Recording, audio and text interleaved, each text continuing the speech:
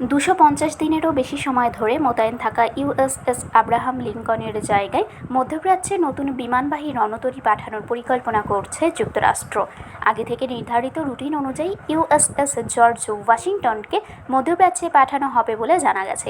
দীর্ঘদিন ধরে সমুদ্রে মোতায়েন থাকা লিঙ্কনের নাবিকদের জীবনযাপন ও কাজের পরিবেশ নিয়ে উদ্বেগের মধ্যে এই রণতরী বদলের খবর এলো।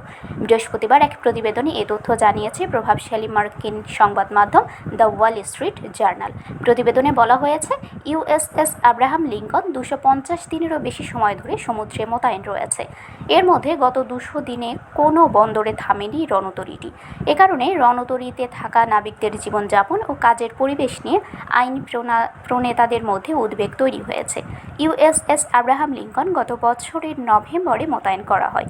পরে ইরানের সঙ্গে যুক্তরাষ্ট্রের যুদ্ধ শুরুর আগে জানুয়ারিতে এটিকে মধ্যপ্রাচ্যে পাঠানো হয়।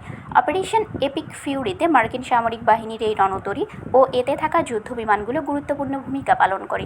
এরপর থেকে ইরানের বন্দরগুলোতে যুক্তরাষ্ট্রের অবরোধ কার্যকর আরও করতে এটি সহায়তা করে। মার্কিন আইন প্রণেতারা বলেছেন, দীর্ঘ সময় ধরে চলা এই অভিযান এবং অতিরিক্ত দায়িত্বের কারণে নাবিকদের ওপর চাপ বাড়ছে। রণতরীতে থাকা নাবিকদের বর্তমান পরিস্থিতি সম্পর্কে মার্কিন প্রতিরক্ষা দপ্তর পেন্টাগনের কাছে আরও তথ্য চেয়েছেন তারা।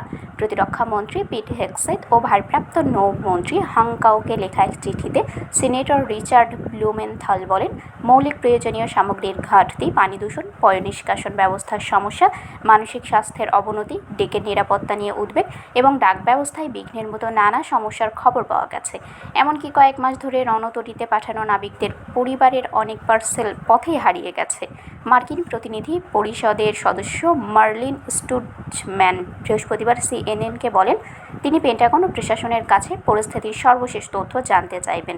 তার মতে, সামরিক সদস্যরা যথাযথভাবে দেখভাল পাচ্ছেন, এ বিষয়ে তাদের আস্থা থাকা প্রয়োজন। স্টুডম্যান বলেন, দিন শেষে যারা দেশের জন্য দায়িত্ব পালন করছে তাদের যথাযথভাবে দেখভাল করাটা জরুরি।